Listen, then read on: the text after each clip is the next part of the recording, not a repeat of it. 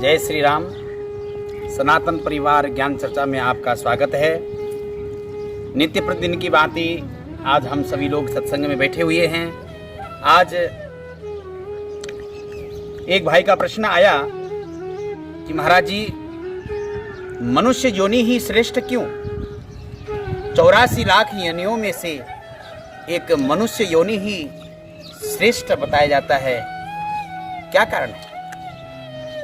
बहुत सुंदर प्रश्न किया है भगत जी।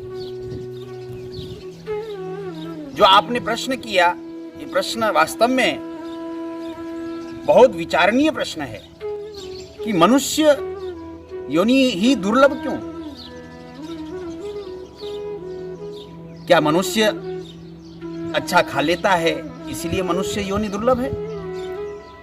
या अच्छी नींद सो लेता है, या खूब संतति पैदा कर लेता है, या अच्छे सुख साधन भोगों को भोग लेता है, या मनुष्य में बुद्धि है, क्या इसलिए मनुष्य योनि श्रेष्ठ है? हम मनुष्य से अच्छे तो वे जानवर सोते हैं। हमें तो कभी कभार सोने के लिए नींद की गोली भी खानी पड़ती है। कितने ही सुंदर बिस्तर क्यों न हो, मखमल के गद्दे क्यों न बिछे हों, एयर कंडीशन रूम क्यों न हो, पर फिर भी कभी कभार हमें चैन से नींद नहीं आ पाती। पर वो जानवर जहां देखो वहीं नींद ले लेते हैं। खाने के लिए, अरे हमें तो कभी कभार डॉक्टर बोल देते हैं कि भाई तुम्हें शुगर हो गई है, ब्लड प्रेशर हो गया है, तुम चिकनाई नहीं खा सकते, तुम फलाना चीज नहीं खा सकते। कई चीजों का परहेज रखना पड़ता है, पर उन जानवरों के सामने, उन पशुओं के सामने आप कुछ भी दे दो, वो बस चबाकर खाकर मस्त रहते हैं। और क्या मनुष्य अच्छे सुख साधनों को भोगता है इसीलिए मनुष्य श्रेष्ठ है? नहीं, ये सुख साधन, भौतिक साधन तो आज हैं, कल नहीं हैं। ये तो कर्मों से मिलता है। आपने देखा होगा कई ऐसे बड़े बड़े अमीर लोग हैं जिनके यहाँ के कुत्ते भी गाड़ियों में, फोर व्हीलरों में वो घूमते हैं। उनके लिए महाराज कई प्रकार के बिस्किट, कई प्रकार के दाना आदि उपलब्ध कराते हैं। और संतति, अरे हम मनुष्य क्या संतति पैदा करेंगे जो एक जानवर 6-6 बच्चों को पैदा कर देता है? हम उसका भी मुकाबला नहीं कर सकते। और क्या हम बुद्धि में श्रेष्ठ माने जाते हैं? नहीं, बुद्धि तो उन जानवरों में भी होता है। अगर उन जानवरों में बुद्धि नहीं होता, जब चिड़िया, कोई पक्षी बच्चा पैदा करता है तो अपने छोटे बच्चों के लिए वो दानों को चुन चुन कर लेकर आता है और उसे कतर कतर कर अपने बच्चे को खिलाता है, यह जानकर कि मेरा बच्चा छोटा है, बड़ा दाना वो खा नहीं पाएगा, इसीलिए कतर कतर कर खिलाता। अगर उसमें बुद्धि नहीं होती तो क्या इस भांति वो अपने बालकों का पालन पोषण करते? जब गाय चरने के लिए जंगल में जाती हैं, उनके छोटे छोटे बछड़े घर में ही रहते। जब वो गाय शाम को दौड़कर जब घर लौटती हैं, सैकड़ों गायों के बीच में जब उसका बछड़ा को दूध दोने के लिए छोड़ दिया जाता है, तो वो छोटा सा बछड़ा उन सैकड़ों गायों के बीच में वो अपनी माँ को पहचान लेता है और अपने माँ का ही स्तन में जाकर दुग्ध पान करता है। हा? अगर बुद्धि नहीं होती तो वो छोटा सा बछड़ा कैसे अपनी माँ को पहचान लेता? बुद्धि तो भगवान ने जानवरों को भी दिया है। हित अनहित पशु पक्षी ही जाना। अपना हित कौन करने वाला है, अपना अनहित कौन करने वाला है, हमें क्या खाना चाहिए, क्या खाना नहीं चाहिए, ये तो इतना बुद्धि तो भगवान ने उन जानवरों को भी दिया है। पर हमें ऐसा क्या है, भगवान ने हमें इसके अलावा विवेक दिया है। इन सब कुछ करने के बाद भी अब हमें क्या करना चाहिए? ऐसा क्या वस्तु है, ऐसा क्या चीज है जो हमें प्राप्त करना चाहिए, जिसे प्राप्त के लिए भगवान ने हमें विवेक दिया। हमारे बार बार जन्म होते हैं, हर जन्म में हमको सब कुछ प्राप्त होता है। पुनरपि जननम पुनरपि मरणम पुनरपि जननी जठरे शयनम। बार बार हमें जन्म और बार बार हमारा मृत्यु, फिर बार बार मनुष्य योनि भगवान हमें क्यों प्रदान करते हैं? क्या ऐसा वस्तु प्राप्त करने के लिए रह गया? सब कुछ पाने के बाद भी भगवान हमें बार बार यह मनुष्य योनि देकर एक चांस देते हैं, एक अवसर देते हैं कि तू जिसे प्राप्त करने के लिए तुझे बनाया है, तुझे ये योनि दिया है, तो उसे प्राप्त कर। वो क्या है? एक बार बहुत धनी व्यक्ति, बहुत बड़ा धनाढ्य व्यक्ति था। अचानक उसके महल में, उसके हवेली में आग लग गया। वह सेठ, वो धनवान व्यक्ति जल्दी से अपने घरों से कीमती सामानों को घर से बाहर निकालने लगा। उसने अपने जमीन जायदाद के कागज पत्रों को घर से बाहर निकाला। सोने आदियों के जो थे अलमारी भरे हुए, उसको घर से बाहर निकाला। जितने भी कीमती वस्तु थे उसने घर से बाहर निकाल लिया। लोग इकट्ठे हो गए और वो धनी व्यक्ति कहने लगा, कोई बात नहीं, घर में आग लग गया तो लग गया, कोई बात नहीं, मैंने सारे कीमती के वस्तु घर से बाहर निकाल लिया, मेरे सारे सामान कागज सब बच गए। पर थोड़ी देर के बाद में याद आया कि उसका छोटा सा बेटा बगल वाले रूम में सो रहा था। वो उस बालक को तो बाहर लाना ही भूल गया। वो सेठ बार बार रोते हुए, धिक्कारते हुए अपने आप को, मैंने सब कुछ बचा लिया, पर इन सब कुछों को बचाने के बाद भी जिसे बचाना चाहिए था, मैं उसे तो बचा ही नहीं पाया। बार बार भगवान हमें जन्म दे रहे हैं मनुष्य योनि में,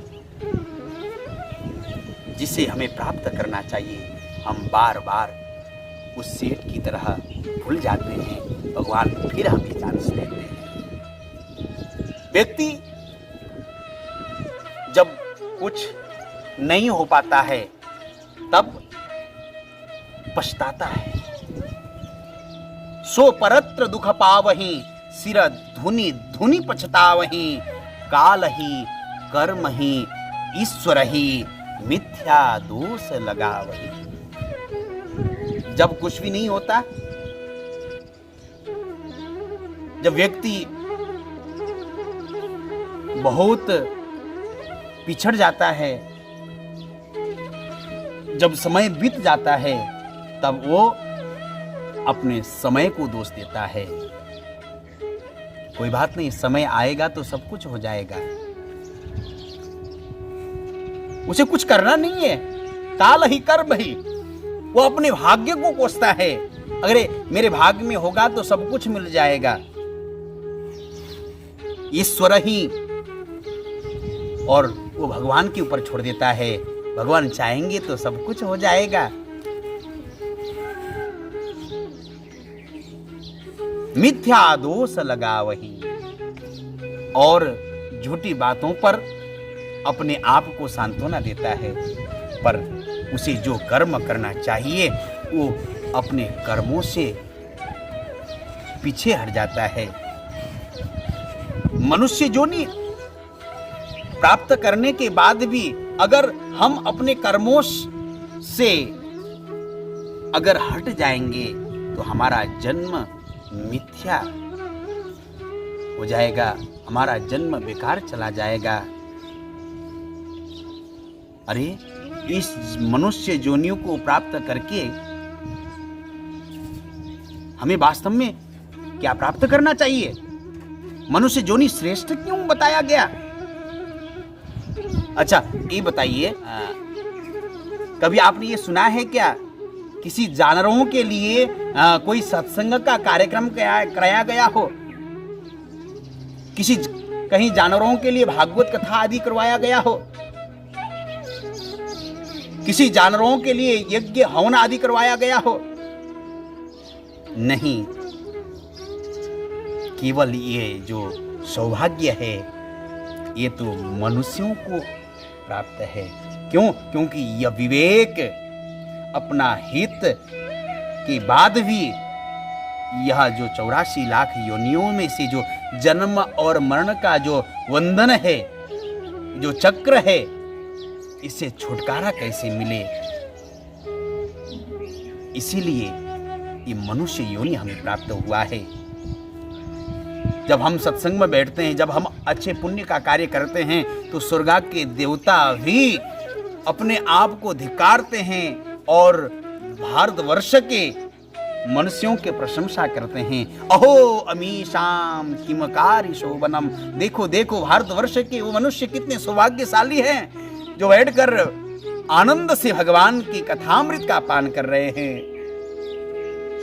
और मैं आपको बताऊं, मनुष्य योनि प्राप्त करने के बाद भी वही मनुष्य सबसे अधिक श्रेष्ठ हैं जो इस भारतवर्ष की भूमि में जन्म लेते हैं। दुर्लभे भारते वर्षे जन्म तत्र मनुष्यता, और मानुष्य दुर्लभे लोके स्वस्य धर्म प्रवर्तनम। दुर्लभे भारते वर्षे जन्म तत्र मनुष्यता, और भारत में जन्म लेने के बाद भी उन मनुष्यों में से वे मनुष्य अधिक श्रेष्ठ हैं, अधिक सौभाग्यशाली हैं, परम पावन हैं।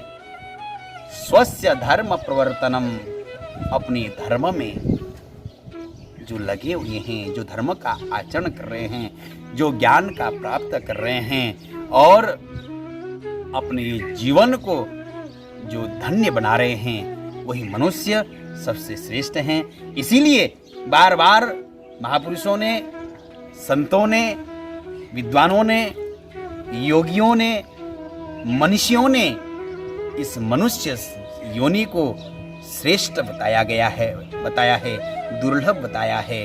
मानुष्य दुर्लभे लोके, ये मनुष्य शरीर ये दुर्लभ है। दुर्लभो मानुषो देहो देहिनाम क्षणभंगुरः, यह मनुष्य शरीर बहुत ही दुर्लभ है।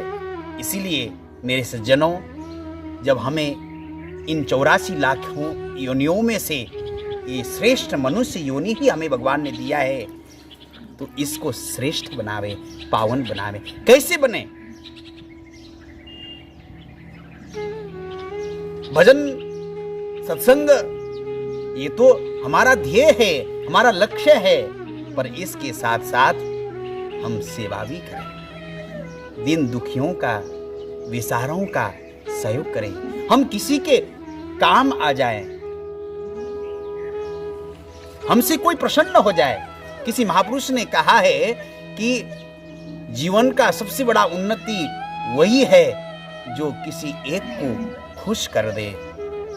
तो मेरे प्यारे, वो व्यक्ति खुश तब होगा जब हम उसके काम आएंगे, उसका हम सहयोग करेंगे, किसी बेसहारे का हम सहारे बन जाएं। तो इससे बड़ा ये मनुष्य शरीर प्राप्त करने का सौभाग्य क्या हो सकता है? मुख बधिर जीव हैं, कई लोग दुख पा रहे हैं, जिसमें गौ सेवा है, अन्य जीव जो दुख पा रहे हैं, उनकी सेवा करें। क्या ऐसे मनुष्य योनियों में भी कई ऐसे मनुष्य हैं जो अपंग हैं, जो नेत्रहीन हैं, जो मुख बधिर हैं, उन सब का हम सहयोग करें। जितना भगवान ने हमें सामर्थ्य दिया है, हमारे पास में जो व्यवस्था है, उसमें हम सेवा करें, क्योंकि नर सेवा ही नारायण का सेवा है, जीव सेवा ही परमात्मा का सेवा है।